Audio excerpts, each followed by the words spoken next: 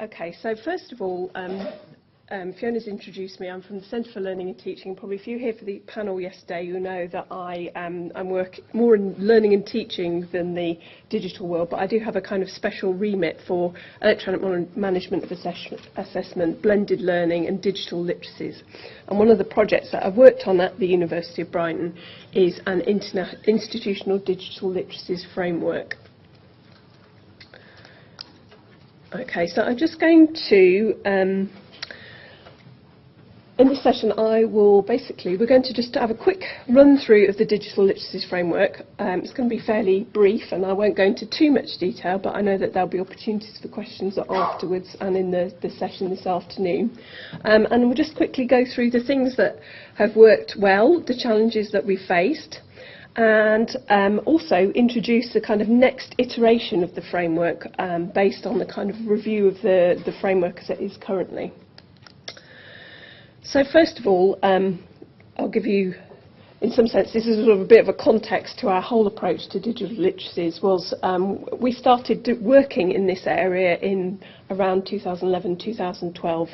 Within that, you might remember the kind of big surge in interest in digital literacies around that time, particularly a lot of the work that was done and supported by JISC, and so we took a lot of our kind of thinking processes from the JISC definition of digital literacies, which is at the top of the slide, and incorporated our own definition, which is to do with competence and confidence with current technology and the ability to keep up to date by evaluating the appropriateness of new technology and acquiring new skills as necessary.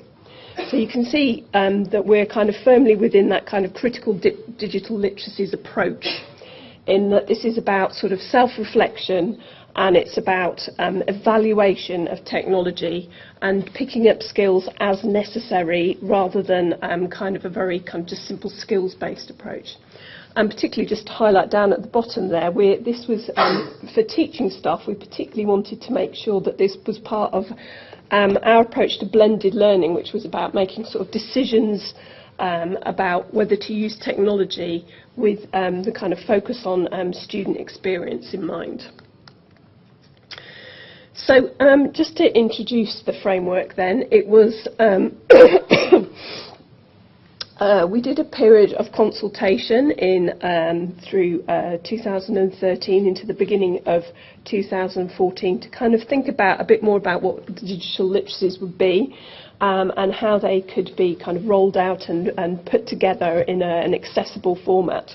And so we developed a website which was launched in July 2014. As it stood at that particular time, it was a generic framework, so kind of not subject or discipline specific, and it was aimed at all academic staff, with the idea that it would later be rolled out to students and administrators. The framework covered 39 literacies, and those were divided into core literacies. I think there were 31 core literacies and 8 further literacies. And we went through a period of a kind of pilot phase where we rolled it out to 2 schools initially to work out how it would actually be used in practice, and we'll come back to that later. And then at the end of 2014 and into 2015 we did some evaluation work to basically see how it was being used and how to kind of take it forward. So we did that through 2015, and then it came into 2016 and we knew we had to kind of move the site because from the server it was on, so it seemed like a point to actually do a really good evaluation of how it was being used and what the next iteration of the framework would be. So this would be the point normally when I'm doing this presentation about the framework, where I would switch over to the website and give you a bit of a tour round. However, I was told absolutely no using websites in this presentation. So what we've got here is we've got the web link. But so if I'm not sure if the presentation gets circulated afterwards or that. So you'll be able to link that. And anyway, if you go to the University of Brighton and search for Digital Literacies Framework, it should lead you to this. But basically, you can. The framework was developed as an online portal and it was kind of very clearly branded as the Digital Literacies Framework with a Digital Literacies Framework logo, incorporating lots of little balls which on the online version are interactive. And just to give a kind of name check to the very talented Fiona McNeill, she actually developed this as well as doing all of the other stuff that she does as well. And you can see that within that ball, the little individual digital literacies. So within the framework then, so you would kind of go into the website, and those would be the 4 tabs along the top, and those would be the drop-down menus with underneath those 4 tabs. So we've organised the literacies into 4 different categories. You can see that there are approximately the same number of literacies under each of those categories. And you can see at the bottom there we've got the kind of further categories, much fewer except for in administration. Okay, so if you take one of those sections, which if you take one of the literacies, finding and creating resources, and then you would click through to one of the sections underneath that literacy, and this gets down to the kind of nub of the information and content in there. So we divided it into a what, a why and a how, with very much trying to focus on keeping that information very, very brief and very, very accessible. And the hows at the bottom link through to various, either our own IS resources on those particular technologies or to external sites. And in the new iteration, because now we've got Linda, we'll also be linking to, particularly to Linda resources. So initially, there were about 5 ways that we really wanted to kind of get staff to engage with the framework.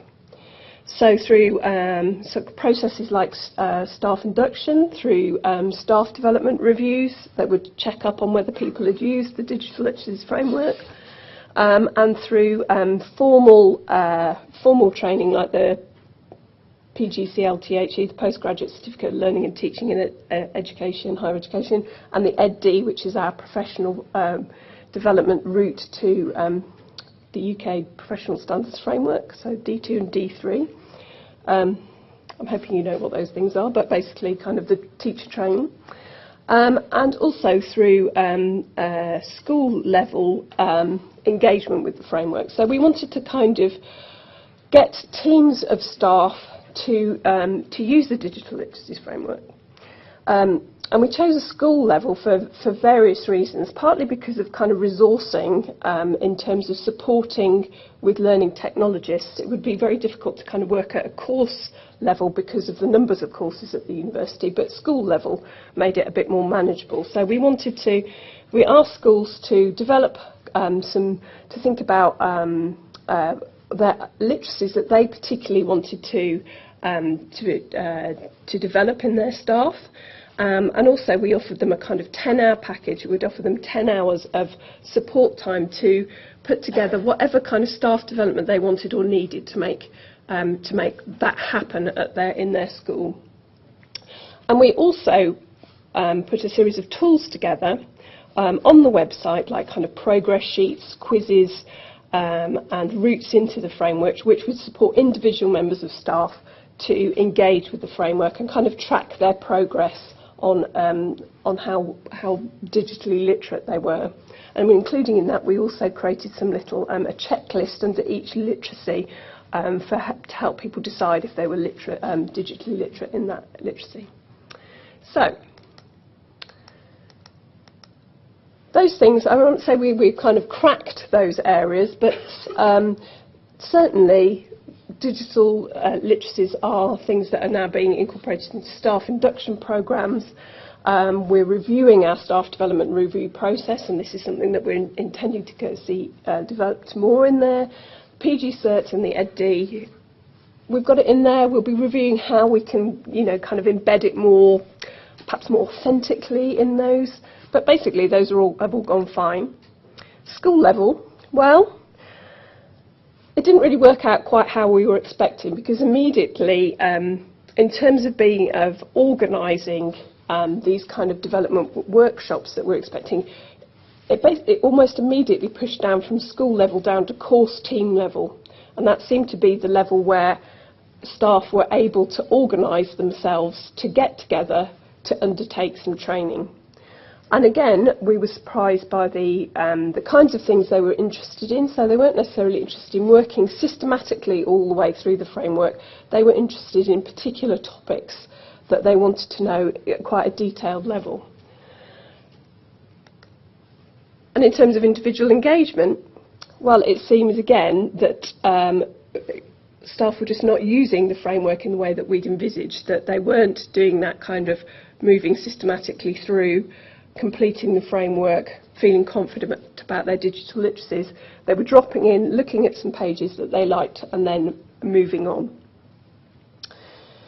So on the basis of that, we kind of reframed our focus, really. So we've been working a lot with course teams, and we've also kind of shifted away from thinking about individual engagement, although individuals still can engage with the framework and work and pick and choose what they deal with. But actually, we're trying to get more involved in kind of processes, and so that was in fact why I was talking at that QAA event, was thinking about how we can incorporate digital literacies into things like course validation and revalidation.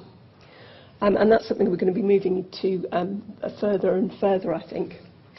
And we've also kind of refreshed the way that we incorporate it into all of our staff development, the formal staff development, and also the other blended learning sessions that we put on, the other materials on the information services website. So trying to brand all of that with that digital literacies framework to make it clear that staff are becoming digitally literate by looking at those resources.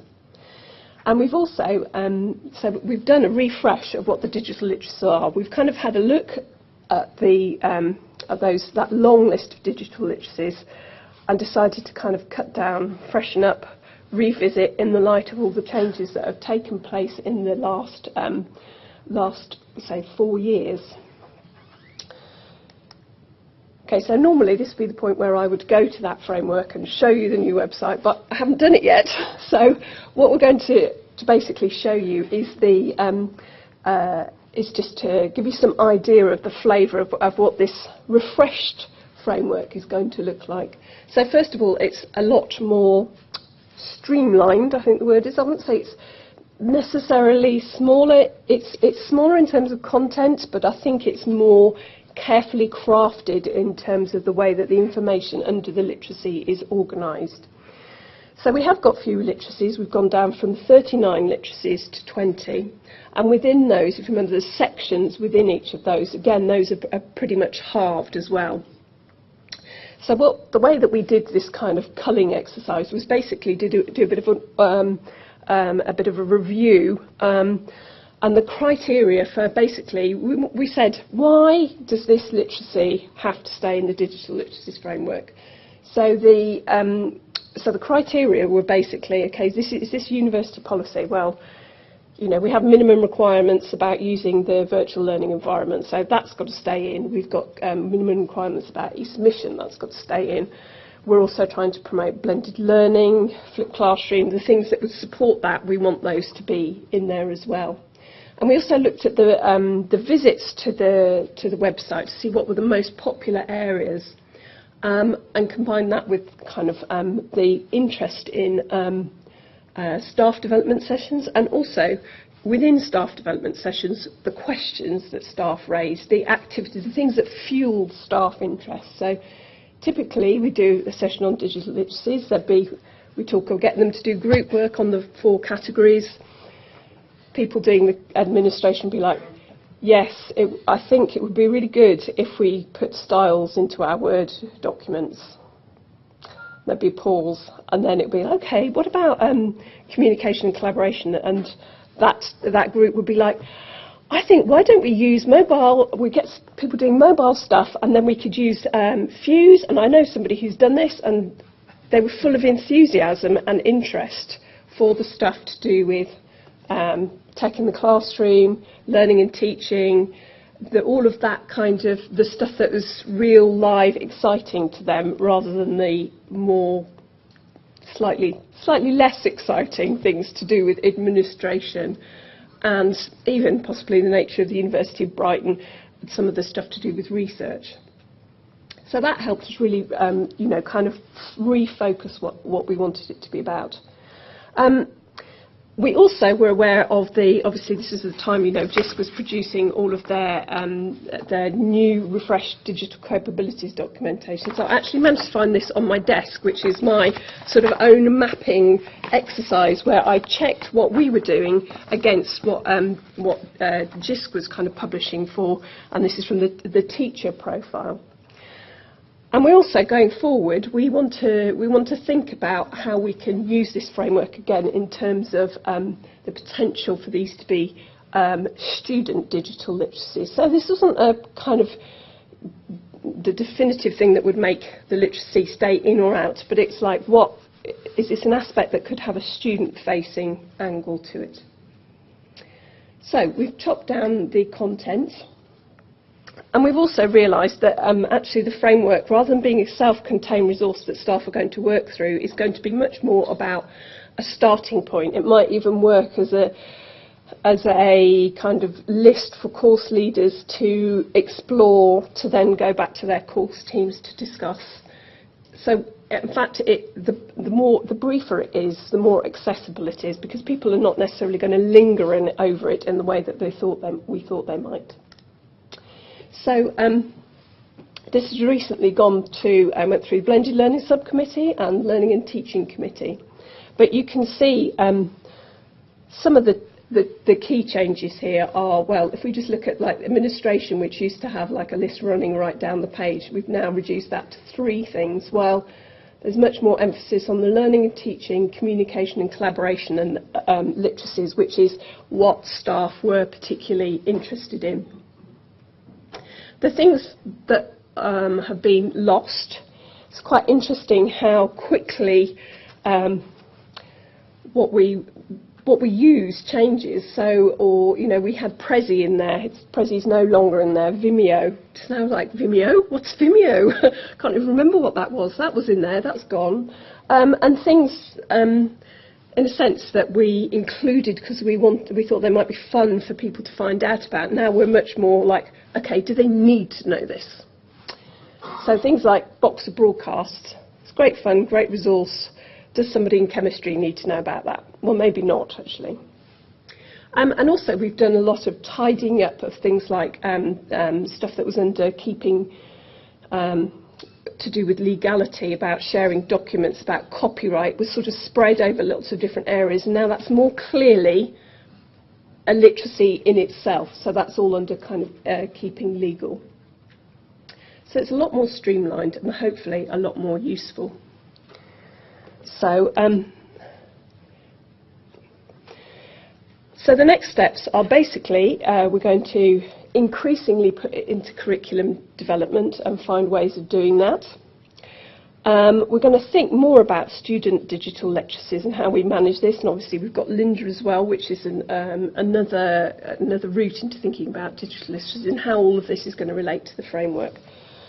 And also, we think probably our work in digital literacies is something that we're going to be presenting possibly as a case study as part of TEF. So we have to think about impacts. We have to think more about measuring that kind of thing. And, well, as we don't really know how long that piece of string is yet, the kind of how, what, where, when, it will hopefully emerge over the next few months. And I think that is it. Thank you very much. That's great. Thank you, Fiona. Any questions? I've got one quick one, which was, I wondered if there were things which are sort of worthy and important but not popular that you could try and smuggle into the popular areas. It's interesting the things that sort of have shifted around, actually. So things like we had a literacy about learning analytics, which was under administration, and that wasn't particularly popular at all. But on the other hand, we're having a big institutional push on that at the moment. So that's moved over from being under administration to being more clearly about something. This is something academic staff need to be aware of, particularly around assessment analytics and that kind of thing. So we've pushed it up the agenda and reframed it, I guess, is what we've done.